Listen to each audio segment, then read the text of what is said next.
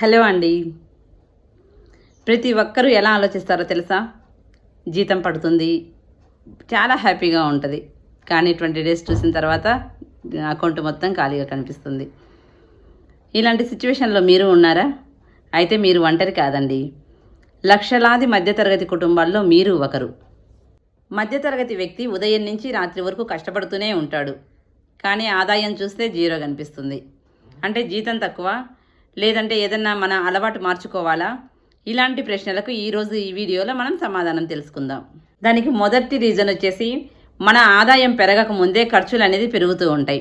మనం ఖర్చులు అనేది కొంచెం లిమిట్స్ అనేది తగ్గించుకుంటూ ఉంటే ఆదాయం అనేది పెరగడానికి ఛాన్స్ ఉంటుందండి. ఫర్ ఎగ్జాంపుల్, ఏదైనా కొత్త ఫోన్ చూడగానే వెంటనే కొనేయాలి, కొత్త బైక్ చూడగానే ఈ బైక్ అమ్మేసి ఇంకొక బైక్ తీసుకోవాలి, ఇలాంటి ఆలోచనలు అనేది తగ్గించుకోవాలి. ఇంకా సేవింగ్స్, మనకి 10 రూపీస్కి ఆదాయం వచ్చినాయంటే దాంట్లో 8 రూపాయలు ఖర్చు పెట్టుకొని 2 రూపాయలు ఆదాయం చేసుకోవడం స్టార్ట్ చేయాలి.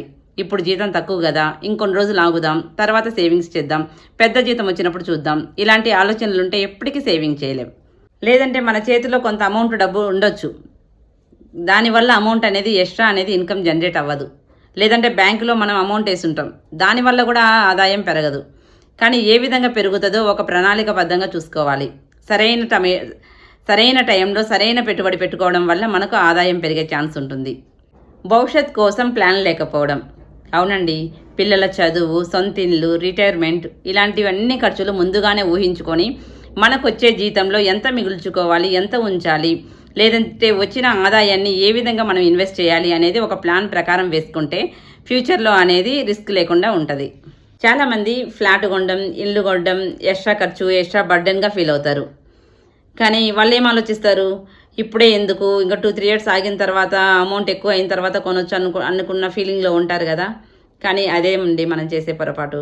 మనం ఆదాయం ఎక్కువగా జనరేట్ చేసుకోవాలి అంటే కొద్దిగా రిస్క్ అయినా పర్వాలేదు, మనం ఇన్వెస్ట్ చేయడం వల్ల అమౌంట్ అనేది ఎక్కువ మనకి జనరేట్ అయ్యే ఛాన్స్ ఉంటుంది.